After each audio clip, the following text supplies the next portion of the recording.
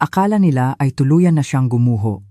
Akala nila ay naghihirap na siya ng lubusan. Inimbitahan ng pamilyang Elizalde si Sofia pabalik sa kanilang buhay sa iisang dahilan lamang, ang pagtawanan ang kanyang kasawian habang ang dati niyang asawa ay ikakasal sa isang mas bata at mas mayamang babae. Si Victoria Elizalde, ang malupit na matriarka ng pamilya, ay naghanda pa ng isang upuan para kay Sofia sa mesa ng mga katulong para lalong ipamukha ang kanyang kalagayan. Ngunit nagkamali siya ng malaki. Hindi niya alam na hindi nag-iisang darating si Sofia. Nang bumukas ang mga pinto ng simbahan, hindi pumasok si Sofia na lumuluha. Pumasok siya kasama ang kanyang tatlong magkakamukhang anak na lalaki na tila mga maliliit na kopya ng lalaking ikakasal. At ang lihim na itinago niya sa loob ng 4 na taon ay malapit nang gawing isang larangan ng digmaan ang perpektong kasalan na ito. Mabigat ang sobrang kulay krema at amoy mamahaling lavender perfume, isang amoy na kilalang-kilala ni Sofia Reyes. Iyon ang amoy ni Victoria Elizalde, ang babaeng ginawang impyerno ang kanyang buhay sa loob ng 3 taon. Nakatayo si Sofia sa foyer ng kanyang modernong penthouse na may mga glass wall sa gitna ng Bonifacio Global City, paulit-ulit na pinagbabaligtad ang sobre sa kanyang mga kamay. Perpekto ang pagkakasulat. Kumikinang ang gintong tinta sa ilalim ng ilaw mula sa chandelier. Sina G. Miguel Elizalde at Bebe Isabel Romualdez ay malugod kayong inaanyayahan. Mapakla ang tawa ni Sofia, walang bahid ng saya. Si Miguel, ang lalaking nangakong mamahalin siya habang buhay, ay tahimik lang na nanood habang unti-unting winawasak ng ina nitong si Victoria ang kanyang puso. Si Miguel, na pumirma sa kanilang papeles ng diborsyo 4 na taon na ang nakalipas nang hindi man lang siya tinitingnan sa mata at hinayaan na lang na ihagis ni Victoria sa paanan niya ang kakarampot na tseke para sa areglo na para bang nagbabayad lang sa isang katulong. Mami, sino po yon? Tumingin si Sofia sa ibaba. Si Leon, isa sa kanyang 4 na taong gulang na triplets, ay hinihila ang kanyang seda na pajama. Sa likod niya, sina Santiago at Mateo ay gumagawa ng isang kuta gamit ang mga unan sa carpet ng sala. Nakuha nila ang mga mata ni Miguel, matalas at kulay abo, at ang alon-alon nitong itim na buhok. Ngunit nakuha nila ang panga ni Sofia, ang kanyang katigasan ng ulo at ang kanyang mainit na puso. Mga sulat na hindi mahalaga lang ito, mahal ko, malumanay na sabi ni Sofia habang ginugulo ang buhok ni Leon. Pumunta ka na at makipaglaro sa mga kapatid mo. Pumunta siya sa kusina at inihagis ang imbitasyon sa ibabaw ng marble countertop. Ang kanyang assistant, isang matalinong babae na nagngangalang Jasmine, ay nag-angat ng tingin mula sa kanyang tablet. Hulaan ko, sabi ni Jasmine habang tinitingnan ang gintong sulat. Ang mga Elizalde. Si Victoria, pagtatama ni Sofia habang nagsasalin ng isang basong tubig para pakalmahin ang biglaang pagkirot ng kanyang tiyan. Iniimbitahan niya ako sa kasal ni Miguel sa susunod na Sabado sa mansyon ng mga Elizalde sa Forbes Park. Ngumisi si Jasmine. Hindi ba't pinalayas kanila na isang maleta lang ang dala? Bakit gusto nilang nandoon ka para magdiwang sila sa harap mo? Gusto ni Victoria na ipakita sa akin kung ano ang nawala sa akin, sabi ni Sofia habang tumitigas ang kanyang boses. Gusto niyang ipamukha sa akin na pakakasalan na ni Miguel si Isabel Romualdez, ang anak ng senador, galing sa lumang yaman. Ang tipo ng babae na laging gusto ni Victoria para sa kanya, akala niya pa rin ako yung pobreng waitress na halos walang makain na nakilala ni Miguel 5 taon na ang nakalipas. Wala siyang alam. Lumapit si Sofia sa bintana at tinanaw ang buong siyudad. 4 na taon na ang nakalipas. Umalis siya sa mansyon ng Elizalde, sakay ng isang lumang sedan. Malaki ang tiyan at takot na takot. Hindi niya sinabi kay Miguel ang tungkol sa pagbubuntis. Bakit pa? Inakusahan siya ni Victoria na isang mukhang pera na tinrap lang si Miguel. Kung sasabihin niya ang tungkol sa pagbubuntis, kukunin ni Victoria ang mga bata o sisiguraduhin niyang walang makukuhang suporta si Sofia habang ginagawang isang legal na bangungot ang kanyang buhay. Kaya tumakas si Sofia. Naghirap siya, pero nakaligtas. At pagkatapos, naging matagumpay siya. Ginamit niya ang natitirang ipon niya para magtayo ng isang maliit na kumpanya sa marketing. Mahirap ang trabaho, 18 oras bawat araw habang nakasabit sa dibdib niya ang 3 sanggol.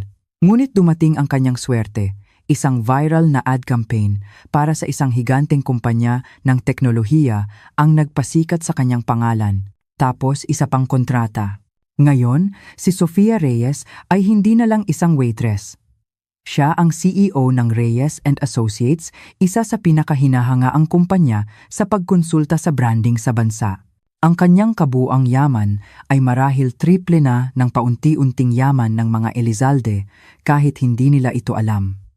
Para sa kanila, ang mga Elizalde pa rin ang maharlika at siya ay isang hamak na tao lamang. Nag-vibrate ang kanyang telepono, isang text mula sa isang hindi kilalang numero. Sana natanggap mo na ang imbitasyon, mababasa rito. Naisip ko lang na baka kailangan mo ng libreng pagkain. Black tie ang attire, pero subukan mo na lang mag-ayos kahit paano. Miguel. Tinitigan ni Sofia ang screen. Hindi iyon si Miguel. Mahina si Miguel, pero hindi siya malupit. Halatang galing kay Victoria ang text na iyon. Akala nila nagugutom ako. Bulong ni Sofia, habang isang mabagal at mapanganib na ngiti ang gumuhit sa kanyang mukha. Napansin ni Jasmine ang tingin ng kanyang boss. Iyon ang tingin na nakukuha ni Sofia bago magsara ng isang multimilyong pisong kontrata. Sofia, anong iniisip mo? Kinuha ni Sofia ang imbitasyon. Hinaplos ng kanyang daliri ang naka-emboss na petsa. Gusto nila ng palabas, sabi ni Sofia, na naging isang bulong ang boses. Inimbitahan nila ang ex-wife para hiyain, para paupuin sa likod at pagtawanan. Gusto ni Victoria na patunayan na siya ang nanalo. Lumingon siya sa kanyang mga anak na nagtatawanan habang ginigiba ang kanilang unang nakuta. 3 gwapo at malulusog na tagapagmana ng pangalan ng Elizalde na itinago sa loob ng 4 na mahabang taon. Jasmine, mariing sabi ni Sofia, i-clear mo ang schedule ko para sa susunod na weekend at tawagan mo ang stylist ko. Kailangan ko ng damit. Hindi lang basta damit. Kailangan kong sandatang gawa sa seda. At ang mga bata, tanong ni Jasmine. Tiningnan ni Sofia ang kanyang mga anak. Magpatahi ka ng mga suit para sa kanila. Kung gusto ni Victoria ng isang family reunion, sa tingin ko, oras na para makilala niya ang kanyang mga apo. Ang mansyon sa Forbes Park ay tulad pa rin ng naaalala ni Sofia. Magarbo, marangya, at malamig. Ang malawak na damuhan ay perpektong natabasan. Isang malaking puting tolda ang itinayo malapit sa hardin, pinalamutian ng libu-libong puting rosas. Ito ay isang pagpapakita ng yaman na idinisenyo para makapang-intimidate. Sa loob ng isang silid paghahanda, inayos ni Victoria Elizalde ang kanyang kuwintas na diamante sa harap ng salamin.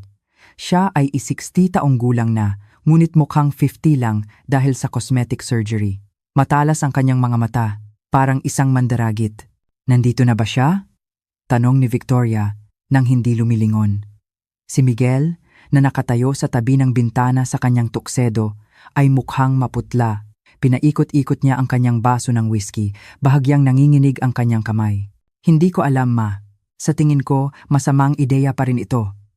Bakit pa natin iimbitahan si Sofia? Masyadong mababaw.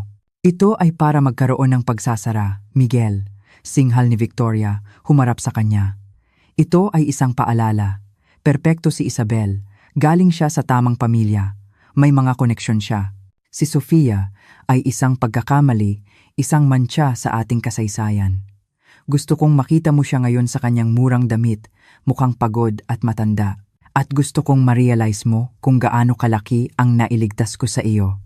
Hindi pa rin siya nagre-reply sa text, bulong ni Miguel. Baka hindi na siya darating. Darating siya, sabi ni Victoria nang may panunuya. Ang mga taong tulad niya ay hindi kailanman tumatanggi sa libreng inumin at pagkakataong makihalubilo sa alta sosyedad. Inilagay ko siya sa talahanayan. 19 Nina, sa tabi ng pinto ng kusina at malapit sa banyo. Bumuntong hininga si Miguel at tumingin sa mga bisitang dumarating sakay ng kanilang mga Bentley at Rolls Royce. Mahal niya si Isabel.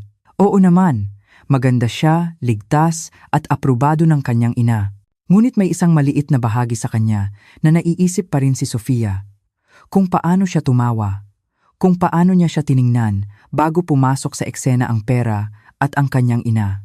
Samantala, 1 milya ang layo, isang convoy ng 3 itim na Toyota Land Cruiser ang papalapit sa mansyon. Nakasakay sa nangungunang sasakyan, nanatiling kalmado si Sofia.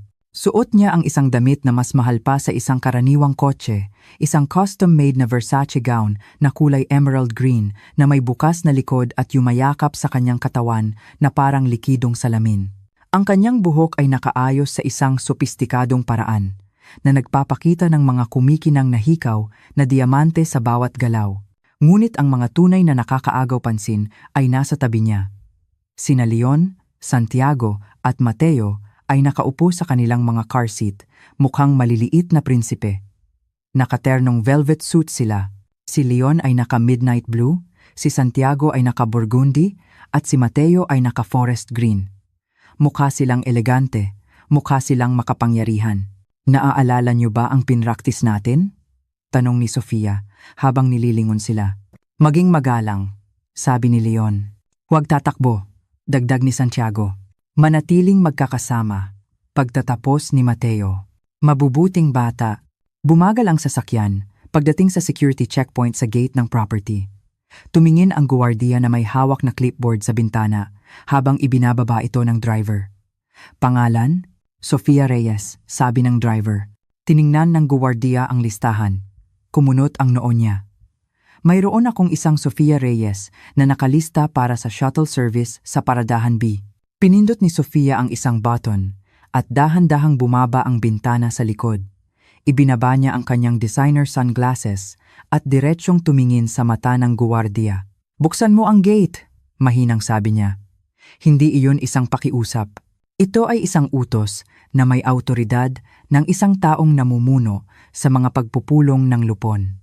Nautal ang guwardiya, nagulat sa kapangyarihang nagmumula sa sasakyan. Hindi siya nakipagtalo.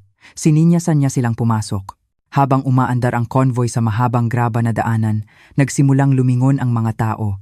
Nagtitipon ang mga bisita sa damuhan para sa cocktails bago ang seremonya. Inaasahan nila ang mga pamilyar na limusin. Hindi nila inaasahan ang isang buong security detail. Huminto ang mga sasakyan sa harap mismo ng pangunahing pasukan sa hardin, isang lugar na nakalaan para sa bridal party. Hoy, hindi kayo pwedeng pumarada diyan. Sigaw ng isang wedding organizer na may suot na headset habang tumatakbo palapit. Binaliwala siya ng driver ng unang sasakyan, lumabas ito at binuksan ang pinto sa likod. Natahimik ang mga tao sa paligid. Si Victoria, nakalalabas lang sa terasa na may hawak na isang baso ng champagne, ay nanliit ang mga mata. Sino yan? Tanong ng isang senador. Bumukas ang pinto. Unang tumapak sa graba ang isang pares ng Christian Louboutin heels. Pagkatapos, lumabas si Sofia. Tumayo siya ng tuwid, hinahaplos ang emerald silk. Mukha siyang maningning, mukha siyang isang bituin sa pelikula. Hindi siya ang umiiyak na babaeng pinalayas sa bahay na ito, 4 na taon na ang nakalipas. Kumalat ang bulungan sa mga tao. Siya ba yun? Hindi? Imposible. Anong suot niya? Vintage ba yan? Natigilan sa kalagitnaan ng pag-inom si Victoria. Sa una, hindi niya nakilala si Sofia. Ang babaeng naaalala niya ay simple, nakasuot ng mga ready-to-wear na damit na may bulaklak. Ang babaeng ito ay isang diyosa ng paghihiganti. Ngunit ang tunay na gulat ay sumunod agad. Lumingon si Sofia sa sasakyan at inilahad ang kanyang kamay. Halikayo, mga anak. Isa-isang tumalon palabas sina Leon, Santiago at Mateo. Isang sabay-sabay na hininga ng pagkamangha ang narinig mula sa mga tao. Hindi maikakaila, ang itim na buhok, ang hugis ng mukha, at nang tumingala sila at kumurap sa sikat ng araw, 3 pares ng kulay abong mga mata ang tumingin sa paligid. Sila ay eksaktong kopya ni Miguel Elizalde noong 4 na taong gulang pa lamang ito. Nabitiwan ni Victoria ang kanyang baso ng champagne. Nabasa ito sa sahig na bato. Ang tunog ay umalingaw-ngaw sa biglaang katahimikan. Si Miguel, nakararating lang sa likod ng kanyang ina, ay napahawak sa rehas, ang kanyang mukha ay nawalan ng kulay. Tumingin siya sa mga bata, pagkatapos kay Sofia, at pabalik sa mga bata. Tumama sa kanya ang matematika, 4 na taon. Inayos ni Sofia ang kurbata ni Mateo sa katumingala sa terasa. Nagtama ang kanilang mga mata ni Victoria. Hindi siya ngumiti. Hindi siya kumaway. Tinitigan niya lang ito ng isang malamig at kalmadong tingin na nagpanginig kay Victoria. Hinawakan ni Sofia ang kamay ng kanyang mga anak at nagsimulang maglakad patungo sa upuan para sa seremonya. Nagbigay daan ang mga tao para sa kanya na parang dagat na pula. "Mommy," malakas na bulong ni Leon na umalingaw-ngaw sa katahimikan. "Siya po ba yung tatay na sinasabi ninyo? Yung nasa balkonahe?" Hindi tumingala si Sofia. "Nandito lang tayo para manood, mahal. Magpatuloy ka lang sa paglakad." Hindi siya pumunta sa talahanayan ni Minuebi malapit sa banyo. Dumiretso siya sa unang hilera. Ang bahaging nakalaan para sa pamilya ng lalaking ikakasal. Isang usher, isang batang lalaki na mukhang takot, ang humarang sa kanya. "Ma'am, para po sa malapit na pamilya lang po ito." Tiningnan siya ni Sofia. Pagkatapos ay sinenyasan ang kanyang 3 anak na nakatayo sa tabi niya na may mga bored na mukha habang nakatingin sa altar. "Sa tingin ko," sabi ni Sofia, ang kanyang boses ay malambot ngunit kasing talim ng labaha, "makikita mo na walang mas malapit sa lalaking ikakasal kaysa sa kanyang mga anak." Umupo siya, at ang kasal ng siglo ay nagsimulang gumuho bago pa man tumunog ang unang nota ng wedding march. Ang tensyon sa unang hilera ay sobrang tindi na halos makabali ng bakal. Ang ibang mga bisita sa mga unang hilera, mga senador, mga may-ari ng malalaking kumpanya at mga socialites na galing sa lumang yaman ay nagkunwaring nanonood ng programa, ngunit lahat sila ay nakikinig ng mabuti kay Sofia. Hindi tumakbo si Victoria Elizalde. Naglakad siya, ang matinis na tunog ng kanyang takong ay umalingaw-ngaw sa mga bato habang bumababa siya mula sa terasa. Ang kanyang mukha ay isang maskara ng galit, bahagyang natatakpan ng mamahaling make-up. Dumating siya sa dulo ng pasilyo kung saan nakaupo si Sofia, na mukhang isang Emerald Queen sa kanyang trono, napapaligiran ng kanyang 3 prinsipe.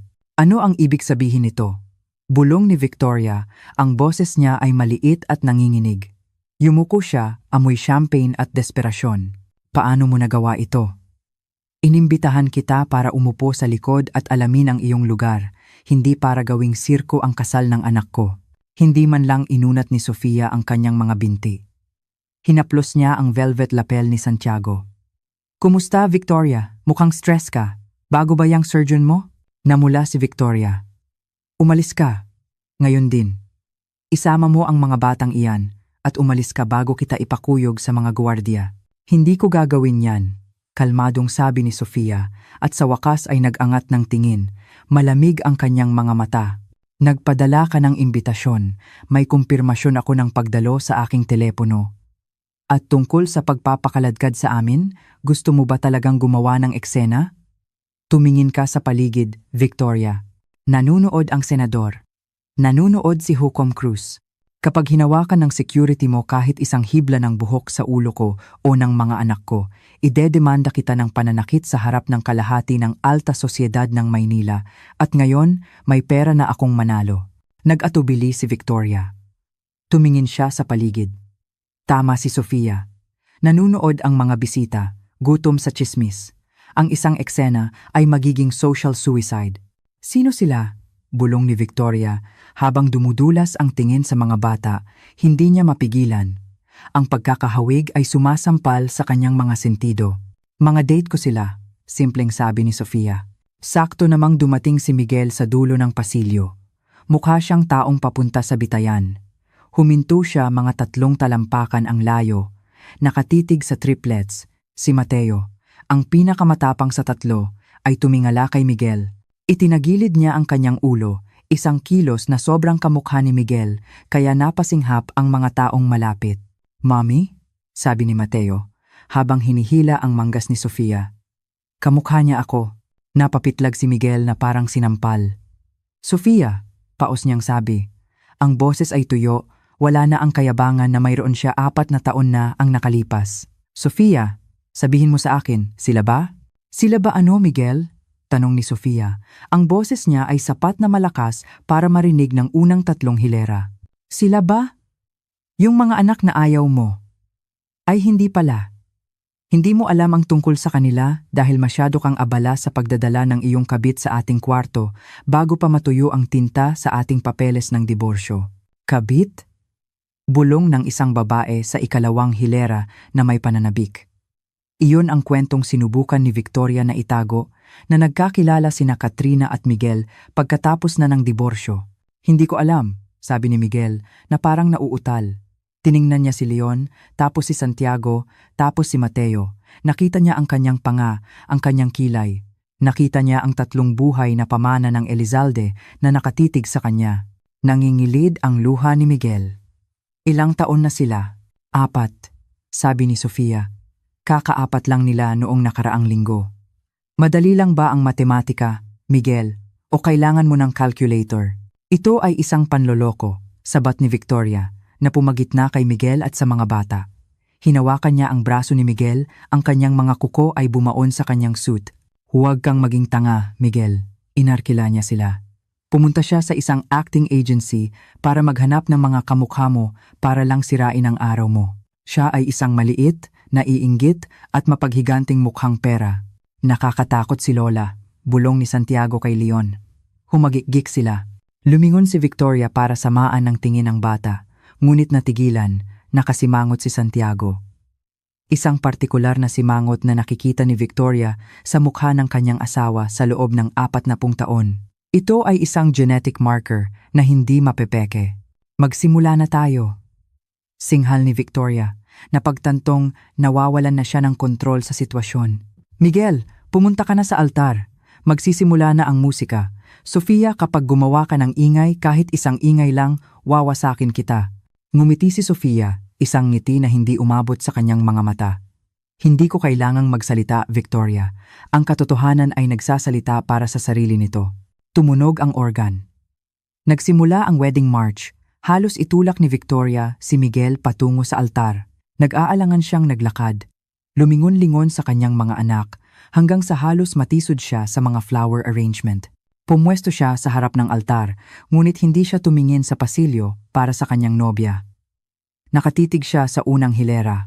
Bumukas ang mga pinto ng mansyon at lumabas si Isabel Romualdez. Perpekto siyang tingnan.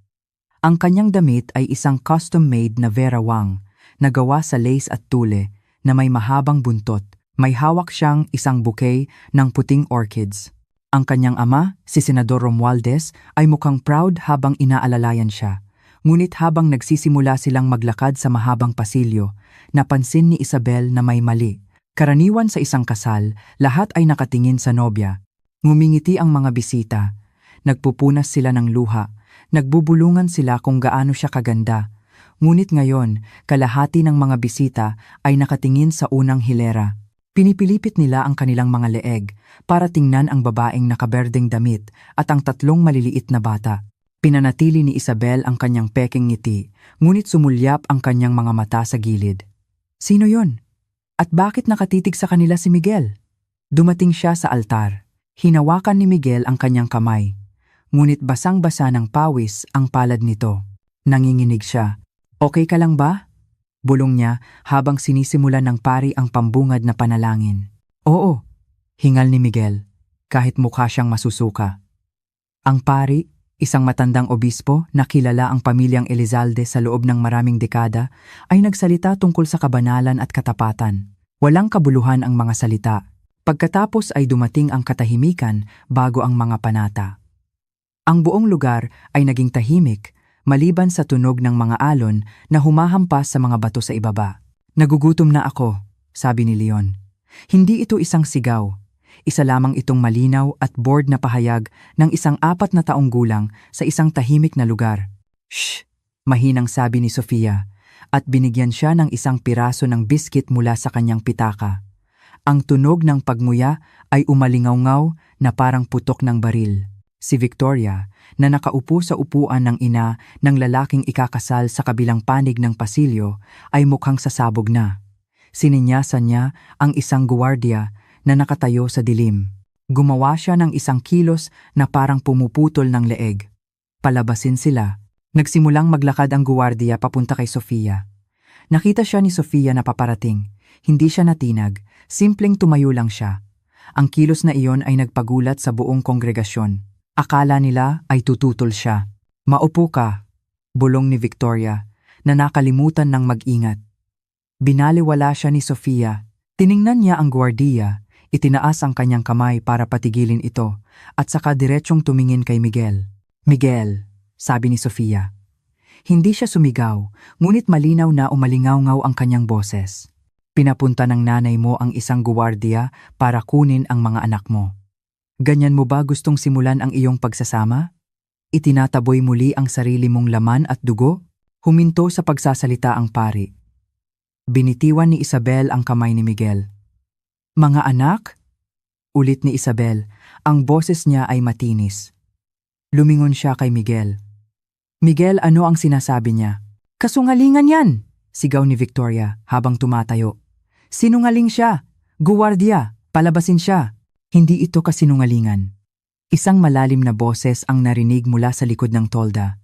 Lumingon ang lahat. Papasok sa pasilyo ay isang matandang lalaki na may kulay pilak na buhok at seryosong mukha. Si Dr. Alejandro Elizalde, ang tiyuhin ni Miguel. Ang nawalang miyembro ng pamilya na umiwas kay Victoria sa loob ng maraming taon. Siya ay isang kilalang geneticist. Tito Alejandro, bulong ni Miguel. Nakita ko ang mga bata sa parking lot, sabi ni Alejandro habang lumalakad palapit. Huminto siya at tiningnan ang triplets. At kilala ko ang Elizalde syndrome kapag nakikita ko ito. Itinuro niya ang mga bata, heterochromia iridum, partial. Tumango si Sofia. Hinawakan niya ang mukha ni Leon. Ipakita mo sa kanila, anak. Kumindat si Leon. Sa maliwanag na sikat ng araw, kitang-kita ito.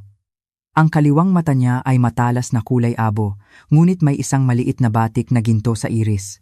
Mayroon niyan si Miguel, sabi ni Alejandro habang lumingon sa mga tao. Mayroon din yan ang tatay ko. Ito ay isang pambihirang genetic trait na partikular sa aming lahi. Maliban na lang kung nakahanap ang babaeng ito ng 3 batang aktor na lahat ay may pambihirang depekto sa mata ng mga Elizalde. Sila ang iyong mga anak, Miguel. Ang katahimikan na sumunod ay ganap. Umatras si Isabel, nanginginig ang kanyang belo. Tiningnan niya ang mga mata ni Miguel, ang mga matang minahal niya, at pagkatapos ay tumingin sa mga bata, ang gintong batik. Nandoon nga, may mga anak ka, bulong ni Isabel, triplets, at hindi mo sinabi sa akin. Hindi ko alam, sigaw ni Miguel, habang gumuho ang kanyang depensa. Umalis siya.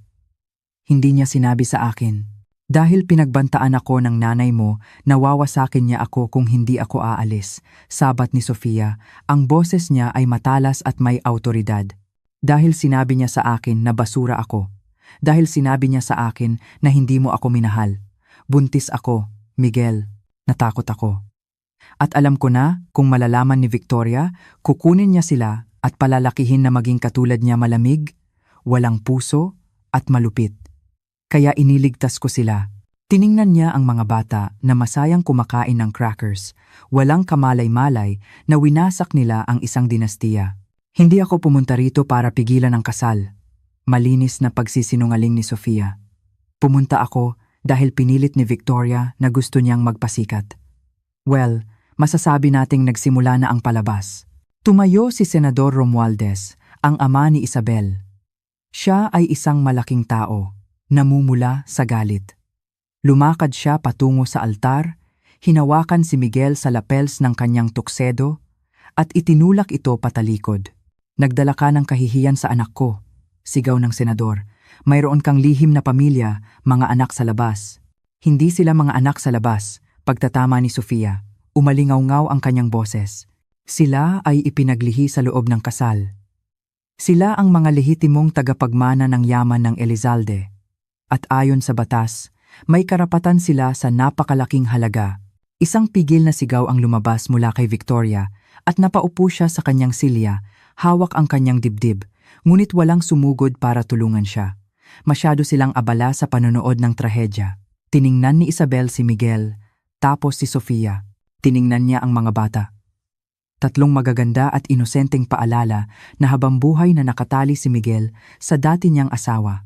Hindi ko kaya ito, sabi ni Isabel. Hinablot niya ang belo sa kanyang ulo. Bel, sandali! Pakiusap ni Miguel habang inaabot siya. "Huwag mo akong hawakan!" Sigaw niya. "Sinungaling ka. At ang nanay mo ay isang halimaw. Hindi ako magiging madrasta sa triplet sa araw ng kasal ko." Hinawakan niya ang kanyang malaking palda at tumakbo pabalik sa pasilyo, umiiyak. Hinabol siya ng kanyang ama at ina. Habang nagbibigay ng masasamang tingin sa pamilyang Elizalde, nagsimulang magbulungan ang mga bisita na nauwi sa malakas na usapan. Inilabas ang mga telepono. Nagsimula silang mag-video. Marahil ay nagtrending na ang hashtag na Elizalde Wedding Disaster. Naiwang mag-isa si Miguel sa altar, mukha siyang wasak. Dahan-dahan, lumingon siya kay Sofia. Nakatayo doon si Sofia, kalmado at mahinahon. Tumingin siya sa kanyang mga anak. "Well," sabi ni Sofia habang sumusulyap sa kanyang relo na may diamante. "Mas mabilis kaysa sa inaasahan ko. Mga anak, magpaalam na kayo sa tatay nyo." "Bye, tatay." Masayang kumaway si Mateo habang may biskit sa bibig. Tumalikod si Sofia. Ang kanyang emerald gown ay umikot sa paligid niya at nagsimulang maglakad, akay ang kanyang mga anak pabalik sa pasilyo patungo sa labasan. Ngunit hindi pa tapos ang drama. Nang nasa kalagitnaan na siya ng pasilyo, umalingaw-ngaw ang boses ni Miguel, desperado at basag. "Sandali, Sofia. Pakiusap. Huwag mo silang ilayo." Tumalon siya mula sa plataporma at hinabol siya. Huminto si Sofia. Hindi siya agad lumingon. Sininyasan niya ang driver ng nangungunang Land Cruiser na maghintay, tapos sininyasan niya si Jasmine na isakay ang mga bata sa sasakyan. "Sumama muna kayo kay Tita Jasmine," mahina niyang sabi. Kailangan lang ni Mommy sabihin ang huling salita. "Sasama ba yung malungkot na lalaki?" tanong ni Leon, habang nililingon si Miguel na tumatakbo sa damuhan. "Oo anak, pumasok na kayo, manood kayo ng Bluey sa screen." Nang sumara ang mabigat na pinto, na ikinulong ang mga bata sa loob ng soundproof at bulletproof na sasakyan, huminto si Miguel sa graba. Humihingal siya, magulo ang buhok at pawis ang noo. "Sofia," sabi niya habang inaabot ang kamay ngunit hindi siya hinawakan. Tumingin siya sa tinted na bintana ng SUV. Sila ba talaga ang sa akin?" Dahan-dahang lumingon si Sofia. "Sila ay sa akin, Miguel.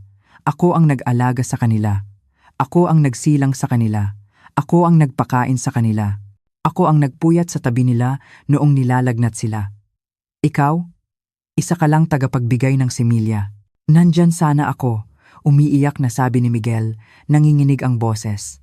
Kung nalaman mo, pinilit sana ng nanay mo na magpapagsusuri ng DNA bago pa sila isilang," malamig na sabi ni Sofia. "Kakaladkarin niya ako sa korte. Stress niya ako, nang husto na baka mawala pa sila sa akin. Hindi ko isusugal ang buhay nila para sa ego mo."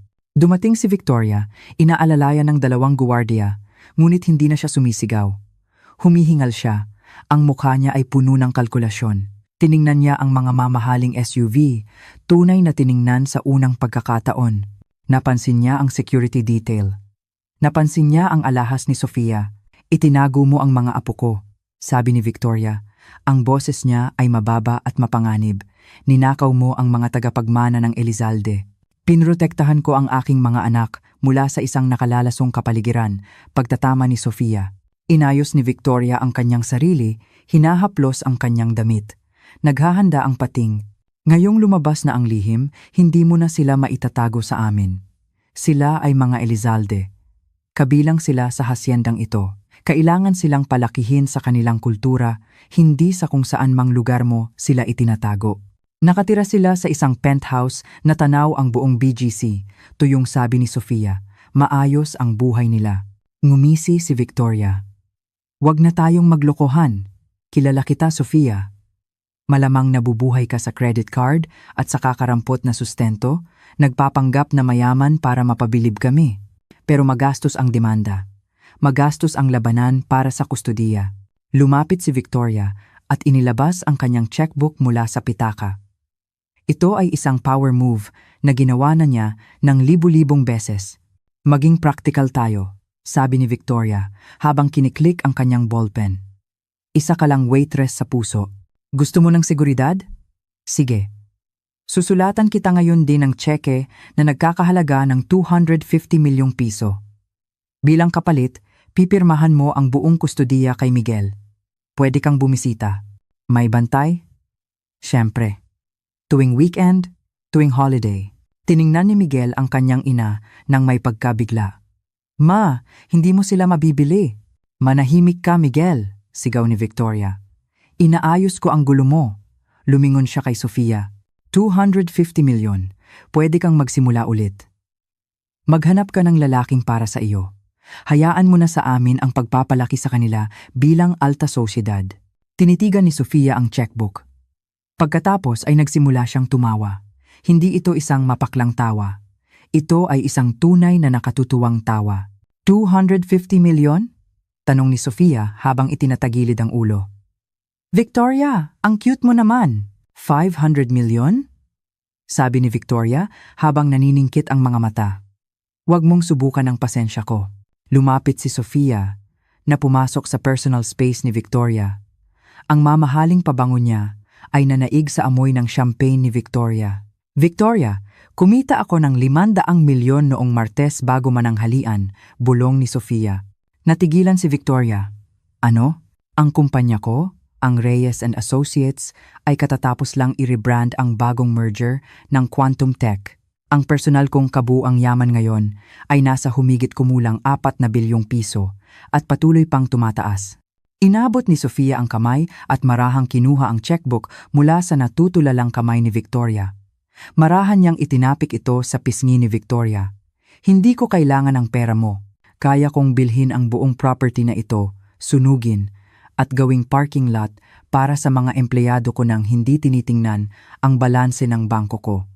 Kaya itago mo na yang tseke mo. Kakailanganin mo yan para sa mga bayarin mo sa abogado. Lumingon si Sofia kay Miguel na nakanganga. Gusto mo ng kasal, Miguel? Sabi ni Sofia. Nakatanggap ka ng libing. Paalam. Tumalikod siya at pumasok sa SUV. Sofia! Sigaw ni Miguel habang kinakatok ang bintana habang nagsisimulang umandar ang sasakyan. Sofia! Pakiusap! Gusto ko silang makilala. Hindi huminto ang sasakyan. Ang convoy ay umandar ng maayos sa daanan, nag-iwan ng alikabok at iniwan ang pamilyang Elizalde sa gitna ng mga guho ng kanilang perpektong araw. Ang resulta ay mabilis at brutal. Pagsapit ng Lunes, ang mga larawan ng triplets ay nasa pabalat ng bawat tabloid sa bansa. Lihim na triplets NG Elizalde, ginulo ang kasal, ang headline ng isang pahayagan. Ang paghihiganti ng ex-wife ay pinagpiestahan. Walang tigil ang pagring ng telepono ni Sofia, ngunit mayroon siyang team para harapin ito. Nakaupo siya sa kanyang opisina sa BGC, tinitingnan ang mga digital projection para sa kita ng ikatlong quarter. Kalmado siya. Si Victoria Elizalde, gayunpaman, ay nasa bingit ng panganib. Napahiya at nabisto, ginawa niya ang tanging alam niyang gawin, umatake. Pagsapit ng Miyerkules, nakatanggap si Sofia ng mga papeles. Isang emergency petition para sa kustodiya. Elizalde laban kay Reyes. Idinemanda ni na Victoria at Miguel ang buong kustodiya na inaakusahan siya ng parental alienation, pandaraya at emotional distress. Iginigiit nilang hindi siya karapat-dapat na magulang dahil sa sadyang pagtatago sa pagkakaroon ng mga bata. Mahinang kaso at alam nila iyon. Ngunit ang estratehiya ni Victoria ay laging pagurin ang kalaban. Kinuha niya ang pinakamabangis na mga abogado sa Maynila, ang kumpanyang Torres, Del Rosario, Associates. Binasa ni Sofia ang mga papeles sa kanyang mesa habang humihigop ng green smoothie. Gusto nila ng gulo. Bulong niya. Nakatakda ang deposisyon sa Biyernes, sabi ni Jasmine habang tinitingnan ang kalendaryo. Gusto nilang pumunta ka sa Makati. Sinusubukan nilang guluhin ang negosyo mo. Mag-book ka ng private jet, sabi ni Sofia, at tawagan mo ang abogado ko. Sabihin mo sa kanya na dalhin ang pulang folder. Biyernes. Ang conference room sa Torres, Del Rosario, Associates sa Makati ay gawa sa mahogany at amoy pananakot. Si Victoria ay nakaupo sa dulo ng mesa, mukhang kampante. Si Miguel ay nasa tabi niya, mukhang pagod at hindi nakapag-ahit. Ilang araw na siyang hindi natutulog. Pumasok si Sofia, suot ang isang puting power suit na mas mahal pa sa kotse ng abogado. Umupo siya sa tapat nila. Binibining Reyes, simula ng abogado ni Victoria, isang lalaking nagngangalang Attorney Torres na may ngiting parang ahas. Inaamin mo ba na sadyang itinago mo ang pagkakaroon ng 3 anak sa kanilang biolohikal na ama? Inaamin ko na pinrotektahan ko ang aking mga anak mula sa isang pamilya na may dokumentadong kasaysayan ng emosyonal na pang-aabuso. Kalmadong sabi ni Sofia, habang nakatitig kay Victoria. Pagtutol, sabi ni Torres. Espekulasyon. Hindi iyon espekulasyon, sabi ni Sofia habang itinutulak ang isang folder sa mesa. Ito ay pampublikong tala, ang diborsyo ni Victoria sa kanyang unang asawa, ang restraining order, ang mga testimonya mula sa 3 dating yaya na nagdedetalye ng verbal na pang-aabuso. Nanigas si Victoria. Wala iyong kinalaman. Wala ba? Tanong ni Sofia. Pinag-uusapan natin ang kapakanan ng mga bata, tama? Maaaring makita ng isang hukom na mahalaga na ang lola na humihingi ng kustudiya ay may kasaysayan ng pagkulong sa mga bata sa atik para sa disiplina. Lumingon si Miguel sa kanyang ina. Ginawa mo yon, ma? Nagsisinungaling siya, sigaw ni Victoria. Mayroon akong mga notaryadong affidavit, sabi ni Sofia. Ang boses ay mahinahon. Mula sa dati mong yaya, Miguel. Si Yaya LV. Naaalala mo ba siya? Ang mahal na mahal mo? Ang tinanggal ni Victoria dahil masyado ka raw niyang niyayakap? Namutla si Miguel. Naalala niya si Yaya LV. Naalala niya ang pag-iyak noong umalis ito. Ito ay isang paninirang puri. Sabat ni Attorney Torres, sinusubukang bawiin ang kontrol. Binibining Reyes, ang katotohanan ay nananatili.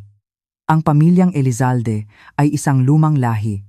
Makakapagbigay sila ng mga oportunidad, edukasyon, koneksyon, isang pamana na hindi mo kayang ibigay. Nagpapatakbo ka ng isang kumpanya sa marketing. Ang mga Elizalde ay nagtayo ng mga hasyenda ng bansang ito. Tumawa si Sofia. Ibinenta ng mga Elizalde ang huling hasyenda noong 1995 at ayon sa aking financial analysis team, nauubos na ang pera. Ang yaman ng Elizalde ay lubog sa utang. Kumuha kayo ng pangalawang utang para bayaran ang kasal na, sa totoo lang, hindi natuloy. Palpak ang inyong mga oil investments. Ubos na ang pera ninyo. Palubog na kayo. Natahimik ang buong kwarto. Nanlaki ang mga mata ni Victoria. Tumayo si Sofia at umikot sa mesa. Hindi niyo ako idinemanda dahil mahal niyo ang mga batang iyon. Idinemanda niyo ako dahil kailangan niyo ng leverage. Kailangan niyo ng access sa pera ko o kahit man lang sa trust fund na makukuha ng mga bata mula sa lolo ni Miguel kung nasa kustudiya ninyo sila. Tiningnan ni Miguel ang kanyang ina nang may pagkasuklam. Ma, totoo ba? Iyon ba ang dahilan kung bakit mo gustong idemanda ang kustudiya? Hindi tumingin si Victoria sa kanyang anak. Nakatingin siya sa harap, nanginginig ang mga kamay. May alok ako, sabi ni Sofia na nakatayo sa likod ng upuan ni Miguel. Hindi namin kailangan ang pera mo, singhal ni Victoria. Oh, hindi ito para sa inyo, sabi ni Sofia. Ipinatong niya ang kanyang kamay sa balikat ni Miguel. Miguel, papayagan kitang makita ang mga bata. Nag-angat ng tingin si Miguel. Sa aking mga kondisyon, mariing sabi ni Sofia. Walang abogado, walang Victoria. Pupunta ka sa Maynila. Magche-check-in ka sa isang hotel. Bibisitahin mo sila sa parke o sa bahay ko sa ilalim ng aking supervision. Kikilalanin mo sila bilang kanilang ama, hindi bilang tagapagmana ng isang gumuguhong imperyo. Gusto ko yan, bulong ni Miguel. At ikaw, sabi ni Sofia habang itinuturo ang kanyang daliri kay Victoria. Iuurong mo ang kasong ito ngayon din. Pipirma ka ng isang kasunduan sa hindi pagsisiwalat na mangangakong hindi ka na magsasalita tungkol sa mga anak ko sa press. Kapag nilabag mo ito, ibibigay ko ang pulang folder sa Philippine Daily Inquirer. Ano ang nasa pulang folder? Tanong ni Victoria. Mga litrato, misteryosong sabi ni Sofia. Mga bank statement. At isang audio recording ng isang pag-uusap sa pagitan mo at ni Senador Romualdez tungkol sa isang suhol. Namula si Victoria na aalala ang suhol na ibinigay niya sa senador para masiguro ang kasal. Kung lalabas iyon, hindi lang ito iskandalo. Ito ay kulungan. Pirmahan mo na ang mga papeles, ma. mahinang sabi ni Miguel. Tumayo siya. Pirmahan mo na. Miguel, tinatapon mo ang iyong pamana. Iyak ni Victoria. Ang pamana ko ay nasa BGC, sabi ni Miguel. Ang pamana ko ay 3 maliliit na bata na hindi ko man lang nakilala. Tumingin si Miguel kay Sofia. Pipirma ako. Iuurong ko ang kaso. Gusto ko lang silang makita. Tumango si Sofia. Kung gayon, may kasunduan na tayo. Tumalikod siya para umalis, ngunit huminto sa pinto. At Victoria. Tumingin ang matandang babae. Mukhang talunan. Binili ko ang sanla sa property mo kaninang umaga. Ngumiti si Sofia. Technically, nakatira ka sa bahay ko ngayon. Huwag kang mag-alala, hindi kita agad palalayasin. Siguraduhin mo lang na laging natatabasan ang damo. Lumabas si Sofia at iniwang bukas ang pinto. Ang tunog ng kanyang takong ay umalingaw-ngaw sa pasilyo tulad ng isang sigaw ng ganap na tagumpay. Ngunit habang tapos na ang legal na laban, nagsisimula pa lang ang emosyonal na laban. Papunta si Miguel sa Maynila at alam ni Sofia na ang pagpapakilala ng isang ama sa 3 anak na hindi pa siya nakikilala ay mas mahirap kaysa sa anumang laban sa boardroom na naranasan niya. Makalipas ang 2 linggo, mahina at tuloy-tuloy ang ulan sa Maynila na tumatama sa malalaking bintana ng penthouse ni Sofia. Malayo ito sa perpekto at maaraw na ganda ng Forbes Park, ngunit para kay Sofia, ito ang tunog ng tahanan. Nakatayo siya sa tabi ng kitchen island, pinapanood ang indicator ng elevator na umakyat. Ika, 30 palapag. Ika, 31 palapag. Darating na po ba siya? Tanong ni Leon. Nakaupo siya sa carpet, inaayos ang kanyang mga laruang kotse ayon sa perpektong pagkakasunod-sunod ng kulay, isang ugali na tiyak na nakuha niya sa kanyang lolo kahit na hindi ito aaminin ni Sofia. Oo anak, malapit na siya, sabi ni Sofia. Kalmado ang boses, kahit na mabagal at mabigat ang tibok ng kanyang puso. 2 araw niyang inihanda ang mga bata. Hindi niya sinabi sa kanila, titira na dito ang tatay niyo. Sinabi lang niya, bibisita si Miguel, siya ang tatay niyo at gusto niyang makipaglaro sa inyo. Pinababa niya ang kanilang mga inaasahan. Kung hindi tumupad si Miguel o kung siya ay magiging awkward at malamig tulad ng kanyang ina, ayaw niyang mabigo ang mga bata. Tumunog ang elevator. Bumukas ang mga pinto. Lumabas si Miguel Elizalde. Iba ang itsura niya. Wala na ang tuksido. Pinalitan ng isang madilim na sweater at maong na mukhang bagong-bago, na para bang kumuha siya ng isang personal shopper para bilhan siya ng casual na damit pang ama para sa okasyon. May dala siyang 3 magkakatulad na gift bag. Nanginginig ang kanyang mga kamay. Tiningnan niya si Sofia. Pagkatapos ay dumaan sa kanya papunta sa sala, kung saan 3 pares ng kulay abong mga mata ang nakatitig sa kanya ng walang kurap. Hi, sabi ni Miguel. Bahagyang nanginginig ang boses. Hi Miguel, sabi ni Sofia habang nakakrus ang mga braso. Hindi niya siya niyakap. Hindi niya siya inalok ng maiinom. Siya ang bantay. Hubarin mo ang sapatos mo sa may pinto. Hindi kami nagsasapatos sa loob ng bahay. Oo. Siyempre. Nag-abala si Miguel sa kanyang mamahaling sapatos, halos matisod. Maayos niyang inilagay ito sa rack, saka pumasok sa sala, pakiramdam na parang isang trespasser. Huminto siya mga 5 talampakan ang layo mula sa mga bata, tumayo ang triplets. Nakaterno silang dinosaur t-shirts. Si Mateo, ang leader, ay lumapit. Itinagilid niya ang kanyang ulo, pinag-aaralan ang mukha ni Miguel. Ikaw, yung nasa damuhan, sabi ni Mateo. Yung tumatakbo, nagulat si Miguel. Oo, ako nga yun. Ako si Miguel, sabi ni Mami. Tatay ka raw namin, sabi ni Santiago, na sumisilip mula sa likod ni Leon, parang sa mga libro. Oo, bulong ni Miguel. Lumuhod siya para maging ka-level nila. Ito ay 1 kilos ng pagpapakumbaba, 1 kilos na sesermonan sa kanya ni Victoria. Ang mga Elizalde ay hindi lumuluhod, sasabihin niya. Ngunit wala dito si Victoria. Hindi ko alam na nandyan kayo. Sabi ni Miguel, ang boses niya ay puno ng emosyon. Kung nalaman ko lang, mas maaga sana akong dumating. May dala ako para sa inyo. Itinulak niya ang mga gift bag. Tumingin ang mga bata kay Sofia. Tumango siya. Pinunit nila ang mga bag.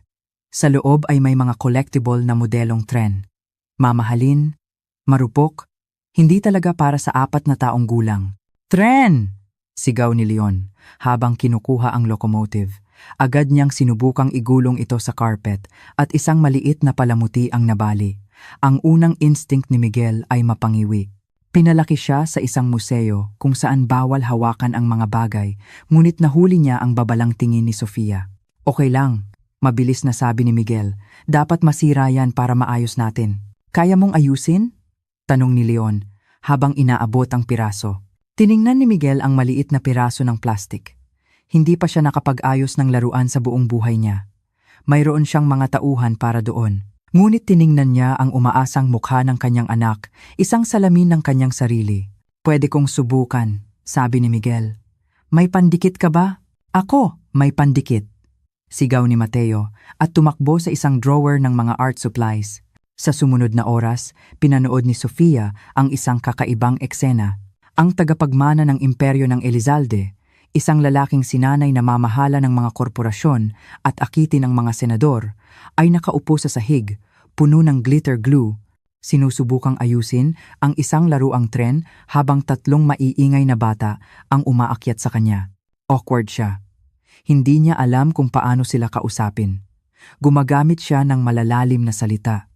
Nanigas siya nang bigla siyang yakapin ni Santiago, ngunit sinubukan niya. Nakatira ka ba sa kastilyo? Tanong ni Santiago, habang nakasakay sa likod ni Miguel. Parang ganon, bulong ni Miguel. Isang malaking bahay, pero napakatahimik. Bakit tahimik? Dahil walang mga batang lalaki doon, sabi ni Miguel. Tumingala siya kay Sofia, namumula ang kanyang mga mata. Napakatahimik. Naramdaman ni Sofia ang isang maliit na bitak sa kanyang harang. Lumapit siya at umupo sa sofa malapit sa kanila. Oras na para mananghalian. Anunsyo niya. Sino ang may gusto ng grilled cheese sandwich? Ako! Sabay-sabay na sabi ng mga bata.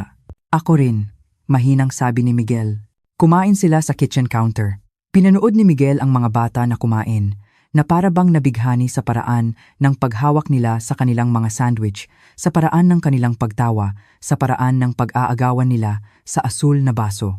Nakuha nila ang ilong mo, sabi ni Miguel kay Sofia, at ang tawa mo. Nakuha nila ang katigasan ng ulo mo, sagot ni Sofia. At ang mga mata mo. Ibinaba ni Miguel ang kanyang sandwich. Sofia, alam kong hindi ko na mababago ang nakalipas na 4 na taon. Alam kong mahirap ang nanay ko. Ang mahirap ay isang magalang na salita para sa isang sociopath, komento ni Sofia. Mag-isa na lang siya ngayon, sabi ni Miguel. Pagkatapos ng kasal, pagkatapos umalis ni Isabel, naging walang laman ang bahay. Halos hindi na siya kinakausap ng mga katulong. Nakaupo lang siya sa library at nakatitig sa pader. Takot siyang, kunin mo ang property. Kaya ko naman, sabi ni Sofia. Hindi na siya gagawa ng gulo, tango ni Miguel. Sinabi ko sa kanya na kung kokontakin kanya o susubukang magdemanda ulit, puputulin ko na ng tuluyan ang ugnayan namin. Tapos na ako, Sofia. Ayoko nang maging puppet niya. Tiningnan niya ang mga batang nagbabalanse ng kutsara sa kanilang mga ilong. Nawala sa akin ang lahat, bulong ni Miguel. Ang kanilang mga unang hakbang, mga unang salita. Nawala sa akin ang lahat dahil masyado akong mahina para labanan siya. Nandito ka na ngayon, sabi ni Sofia.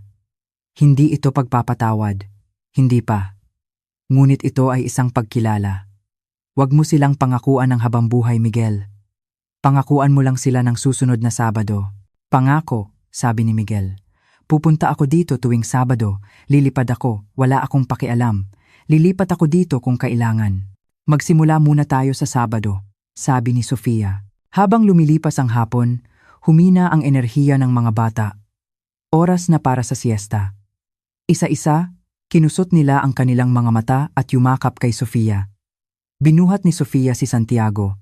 Nag-atubili si Miguel, saka awkward na binuhat si Leon. Agad na isinandal ni Leon ang kanyang ulo sa balikat ni Miguel. Ang hinlalaki ay nasa bibig. Nanigas si Miguel. Tumingin siya sa maliit at mainit na bata sa kanyang dibdib. Isang luha ang tumulo sa kanyang pisngi. Niyakap niya si Leon nang mas mahigpit, naamoy ang baby shampoo at gatas. Ito ang unang pagkakataon sa kanyang buhay na may yumakap sa kanya na mahal siya ng walang kondisyon, na walang pakialam sa kanyang bank account o apelyido. Dinala nila ang mga bata sa kanilang kwarto at kinumutan. Nakatayo si Miguel sa may pinto. Pinapanood silang matulog. "Salamat," bulong niya kay Sofia, "sa hindi pagtatago sa kanila sa akin. May karapatan ka sanang gawin yun." "Hindi ko ginawa iyon para sa iyo," paalala ni Sofia. "Ginawa ko iyon para sa kanila." Bawat bata ay kailangang malaman kung saan sila nanggaling, kahit napiliin nilang pumunta sa ibang lugar. Sabay silang bumalik sa elevator. Isinuot ni Miguel ang kanyang sapatos. Mukha siyang pagod, puno ng pandikit, at magulo ang buhok. Mas gwapo siya ngayon kaysa noong nakatuksedo. "Sa susunod na linggo, parehong oras?" tanong ni Miguel. Ang boses niya ay may bahid ng kaba. Tiningnan siya ni Sofia. Nakita niya ang lalaking minsan niyang minahal na nakalibing sa ilalim ng mga taon ng trauma at mga inaasahan na sa wakas ay sinusubukang kumawala. "Parehong oras," sabi ni Sofia. "At Miguel, sa susunod, magdala ka ng Lego." "Ayaw nila ng tren." Tumawa si Miguel, isang tunay at nakakaluwag na tawa. "Sige." Sumara ang mga pinto ng elevator at naiwan si Sofia sa katahimikan ng kanyang penthouse. Lumapit siya sa bintana at tumingin sa gray na skyline ng Maynila. Naisip niya si Victoria, na nag-iisa sa kanyang malamig at walang laman na mansyon sa kabilang panig ng bansa, hawak ang isang checkbook na wala ng kapangyarihan dito. Naisip niya si Isabel, na nakaligtas sa isang malaking gulo, at naisip niya ang kanyang sarili. 4 na taon na ang nakalipas, siya ang biktima. Isang takas, ngayon siya ang CEO, ang ina, at ang nagwagi. Hindi lang siya nakaligtas sa mga Elizalde, tinalo niya sila. Pinalaki niya ang mga tagapagmana ng trono, ngunit pinalaki niya sila para maging mga hari ng kanilang sariling mga buhay. Ngumiti si Sofia, humigop ng kanyang malamig na kape, at bumalik para tingnan ang kanyang mga email. Ang imperyong ito ay hindi magpapatakbo sa sarili nito. Ang kwento ni Sofia Reyes at ng 3 Elizalde ay hindi nagtapos sa isang kasal o isang demanda. Nagtapos ito sa isang tahimik na tagumpay. Sa sumunod na taon, permanenteng nagbago ang lahat. Si Miguel ay naging isang regular na presensya sa Maynila, dahan-dahang natututong maging isang ama sa halip na isang financier lamang. Sa huli, lumipat siya doon ng tuluyan, iniwan ang mga nakalalasong pasilyo ng mansyon ng Elizalde. Nanatili si Victoria sa Forbes Park, isang reyna sa isang gumuguhong kastilyo, nabubuhay sa sustento mula sa kanyang anak at sa kabutihang loob ng kanyang dating manugang. Hindi niya kailanman nakilala ang mga bata. Hindi ito pinahintulutan ni Sofia, at hindi rin ito hiniling ni Miguel. Lumaki ang mga bata na alam na sila ay minamahal, hindi dahil sa kanilang apelyido, kundi dahil sa kung sino sila. Mayroon silang mga mata ng kanilang ama, ngunit may apoy ng kanilang ina. At si Sofia, patuloy siyang umangat. Pinatunayan niya na ang pinakamagandang paghihiganti ay hindi ang pagsigaw o pakikipag-away. Ang pinakamagandang paghihiganti ay ang mamuhay ng isang matagumpay, maningning at masayang buhay na ang mga taong sumubok na wasakin ka ay isang maliit na detalye na lang sa iyong talambuhay. Hindi niya kailangan ng yaman ng Elizalde, itinayo niya ang sarili niyang yaman. At sa huli, iyon ang pinakamakapangyarihang kilos sa lahat. Napakaganda, isang perpektong pagtatapos. Sa tingin ko lahat tayo ay sang-ayon na si Sofia ang pinakamahusay na leader dahil sa paraan niya ng pagharap kay Victoria.